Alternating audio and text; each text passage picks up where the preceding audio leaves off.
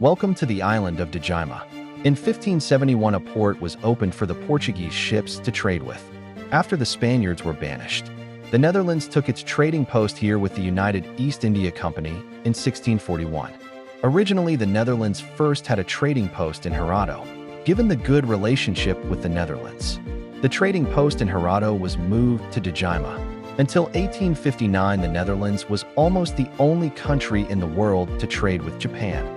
A lot happened between 1641 and 1859, including a huge fire that destroyed almost half the island. The exchange of knowledge with the Netherlands and Japan that is clearly visible. This island was the only contact between the Western world and the otherwise largely closed Japan for the world. The island of Dejima can be visited today. For years, people have been working to rebuild the island as it looked in the 19th century.